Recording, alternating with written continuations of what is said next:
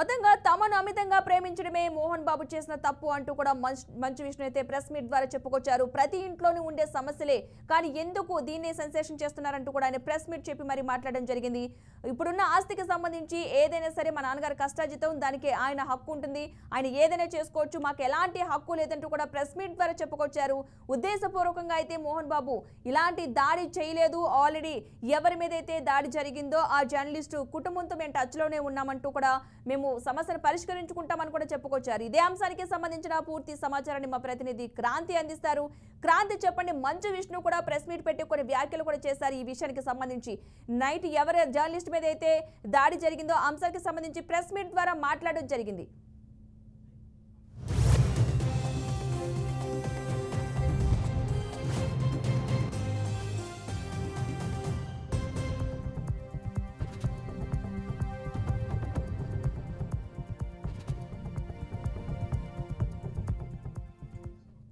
Right, Manchu Vishnu వ్యాఖ్యలకు సంబంధించిన మరింత సమాచారం మా ప్రతినిధి క్రాంతి అందిస్తారు. క్రాంతి.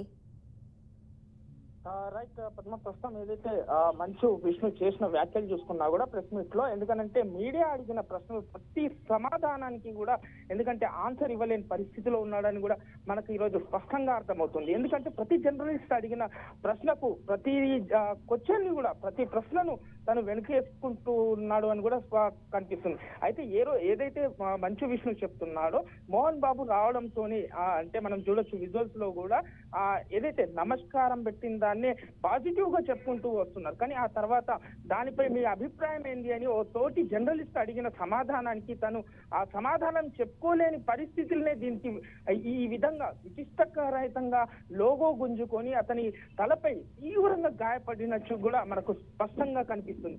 దాన్ని తప్పుదోవ పట్టించడానికి ఇదంతా ప్లాన్ జరుగుతుందని కూడా ఈ రోజు జర్నలిస్ట్ సంఘాలంతా కూడా ఆరోపిస్తున్నారని కూడా మనం స్పష్టంగా చెప్పుకోవచ్చు. ఎందుకంటే విజువల్స్ లో చూసుకున్నా కూడా అక్కడ ప్రస్తుతం జర్నలిస్ట్ పై దాడి జరిగిన విజువల్స్ మనకు ప్రతి మీడియాలో కావచ్చు, సోషల్ మీడియాలో కనిపిస్తాయి. కానీ అక్కడ మోహన్ బాబుకు ఎలాంటి గాయం కూడా జరగలేదని కూడా చెప్పుకోవచ్చు. కానీ ఇక్కడ హాస్పిటల్లో చూసుకున్నట్లయితే వీళ్ళు అంటే హై బీపీ రావడం కావచ్చు, లేదంటే రైట్ సైడ్ కన్ను కింద కూడా కమిలినట్టు కూడా ఆ గాయాలని గుర్తించడం అనేది మాత్రం వైద్యులు చెప్తున్నారు. ఖచ్చితంగా ఇది అరెస్టుకు అవ్వకుండా ఉండడానికి, ఎందుకంటే ఈ రోజు ఉదయం నుంచి కూడా చూసుకున్నాం మోహన్ బాబు ప్లాన్ ప్రకారంగా, ఎందుకంటే ఇది హైకోర్టు మధ్యంతరకు లంచ్ మోషన్ పిటిషన్ కి కావచ్చు, లేదు అని అంటే ఇటు వైద్యం అందించుకోవడానికి మరో 2 రోజులు సమయం పడుతుందని ఇది అరెస్ట్ అవ్వకుండా ఉండడానికి దీనికి కారణాలని కూడా చెప్పుకోవచ్చు. అయితే ఇప్పటికే జర్నలిస్ట్ సంఘాలంతా ఖచ్చితంగా దీనికి అటెంప్ట్ టు మర్డర్ కేసు కింద కూడా నమోదు చేయాలి. ఎందుకంటే ఇప్పటికే చూసుకున్నా కూడా 118 BNS కింద కూడా FIR ఫైల్ అయింది.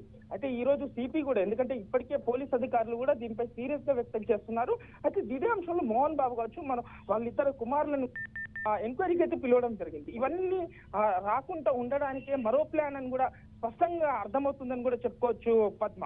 అయితే మంచు విష్ణు చేసినప్పుడు కొన్ని వ్యాఖ్యలు చేశారు. దాంట్లో కావాలని కొంతమంది గేట్లు విరుచుకుని మరి లోపలికి వచ్చారు, ఆ కోపంతోనే చేశారు. అంటే ఈ టాపిక్ డైవర్ట్ చేసే విధంగానే చూస్తున్నారని అనుకోవచ్చు అంటారా ఆ వ్యాఖ్యలు బట్టి చూస్తే? ఖచ్చితంగా పద్మ, ఎందుకంటే అక్కడ నిన్న సంఘటన జరిగిన సమయంలో కూడా బీఆర్కే న్యూస్ అక్కడ ప్రతి ఒక్కరము ఉన్నాము, ప్రతి మీడియా జర్నలిస్టులు కూడా ఉన్నారు అక్కడ జరిగే సమయంలో. ఎందుకంటే మీడియాపై మన మంచు మనోజ్ పై దాడికి ప్రయత్నించి మోహన్ బాబు ప్రయత్నించిన తర్వాత మోహన్ బాబు గారి మన మంచు మనోజ్ షర్ట్ కూడా చినిగిపోయి ఉంటుంది. అక్కడ భారీ ఎత్తున లాఠీలతో కొట్టిన తర్వాత మనోజ్ వచ్చి మీడియా అందరినీ లోపలికి అనుమతి ఇచ్చారు. అనుమతి ఇచ్చిన తర్వాతనే మీడియా తీసే దృశ్యాల సమయంలోనే ఈ ఘటన స్పష్టంగా జరిగింది. ఎందుకంటే ఫస్ట్ మనం విజువల్స్ లో చూసుకున్న మనోజ్ వచ్చి మీడియాని లోపలికి అనుమతిస్తాడు. మనోజ్ తన పిల్లల్ని తీసుకెళ్ళడానికి మాత్రమే. Right, thank you Kranthi. మొత్తంగా తమను అమితంగా ప్రేమించడమే మోహన్ బాబు చేసిన తప్ప అంటూ కూడా మంచు విష్ణు ప్రెస్ మీట్ ద్వారా తెలియజేయడం జరిగింది. ప్రతి ఇంటిలోనే సమస్యలు ఉంటాయన్నారు. మా సమస్యను పరిష్కరించేందుకు పెద్దలు ప్రయత్నిస్తారంటూ వివరించడం జరిగింది. మా ఇంటి గొడవను మీడియా సెన్సేషన్ చేస్తుందంటూ కూడా ఆరోపించారు. అలా చేయవద్దంటూ కూడా వేడుకోవడం జరిగింది. మా నాన్న ఉద్దేశపూర్వకంగా జర్నలిస్టులను కొట్టలేదంటూ కూడా ఆయన వ్యాఖ్యానించడం జరిగింది. అంతేకాకుండా జర్నలిస్టు కుటుంబంతో మేము టచ్ లో ఉన్నాము, వారికి చెప్పాల్సింది చెప్పేసాం అంటూ కూడా మీడియా ముఖంగా చెప్పుకొచ్చారు మంచు విష్ణు. ఇలాగ ప్రెస్ మీట్ పెట్టాల్సిన వస్తుంది, ఇలా మాట్లాడాల్సిన వస్తుంది. ఇలాంటి సిచ్యువేషన్ నా ఫ్యామిలీకి వస్తుందని ఊహించలేదు. ఒక 3 తరాలుగా మీరందరూ నాన్నగారు అంటే ఏంటో తెలుసు. ప్రాబబ్లీ మీరందరూ 3rd జనరేషన్. ఆయన మీడియాని ఎంత రెస్పెక్ట్ చేస్తారు, మీడియా యాజమాన్యంతో ఎలాగా రిలేషన్షిప్ ఉందో ప్రతి ఒక్కరికి తెలుసు. ప్రతి ఇళ్లలోనూ ఇష్యూస్ ఉంటాయి. ఇష్యూస్ రిజాల్వ్ అవుతాయని ఇంట్లో పెద్దలందరూ కోరుకుంటారు. ఎవరో ఒకరు తగ్గుతారు, ఎవరో ఒకరు they will see the sense. You know మా నాన్న ఏమైనా తప్పు చేస్తుంటే ఆయన చేసింది ఒకే ఒక తప్పు, మమ్మల్ని అందరూ విపరీతంగా ప్రేమించారు. మీకు ఫాదర్స్ ఉన్నారు, మీకు బ్రదర్స్ ఉన్నారు. No family is perfect. పెద్దలు అంటారు ఫ్యామిలీస్ ఆర్ కాంప్లికేటెడ్ అని. నేను అనుకున్నా ఉమ్మడి కుటుంబంగా ఉంది, మా ఫ్యామిలీ కొంచెం డిఫరెంట్గా ఉంటుంది, మేము కలిసిమెలిసి ఉంటాం అనుకున్నాం. But it's unfortunate today. One thing which I want to pray for the media is that మీ ఇళ్లలో పక్క ఇళ్లలో అందరి ఇళ్లలోనూ ఇష్యూస్ ఉంటాయి, లేకుండా ఉండవు. But do not sensationalize it. ఇది మై సిన్సియర్ రిక్వెస్ట్. ఇంత కొంతమంది వరకు they have cross all limits. Remember మా అమ్మకి ఈరోజు లేకుండా she is admitted in the hospital. Sir నాకు ఒకటి అర్థం కాదు ఏంటంటే రచ్చగొండ పోలీస్ స్టేషన్ చేసేది మాకు నోటీసులు రాకముందు మీడియాకి రిలీజ్ చేస్తున్నారు. It is really unfortunate. ఇది ట్రయల్ బై మీడియానా లేకపోతే do they really want to resolve something? I really need to understand that. ఈరోజు మార్నింగ్ న్యూస్ పేపర్స్లో నాన్నగారి గన్స్ సరెండర్ చేయాలి అని చెప్పి నాన్నగారికి నోటీస్ జారీ చేసిందని చెప్పారు. ఈరోజు మార్నింగ్ 10:55 మాకు వచ్చి నోటీస్ ఇచ్చారు. అంటే మేము న్యూస్ పేపర్లో చదివితే మాకు తెలుస్తున్నాయి ఇలాగా కమిషనర్ గారిని కలవాల్సి వస్తుంది అది ఇదని. ఈరోజు తెల్లారుజామున నాకు 9:30కి నోటీస్ జారీ చేశారు. I didn't understand why I was called, but out of respect to the commissioner నేను ఆయన కలుస్తాను. కానీ 9:30కి నాకు నోటీస్ ఇచ్చి 10:30కి వచ్చి హాజరవ్వమంటే ఆన్ వాట్ బేసిస్ నన్ను పిలిచారు? Do they know that I was not in the country? నేను అసలు కంట్రీలోనే లేను. నేను మార్నింగ్ వచ్చాను. And what basis are they calling me? What protection has I given my father? నిన్న మీరు చూసారు, మీరందరూ ఆల్ పాత్రిక సోదరులందరూ ఉన్నారు. You saw how it is. మీ ఇళ్ల పైకి కానీ అలా ఎవరైనా వస్తే do you feel safe? It's really unfortunate.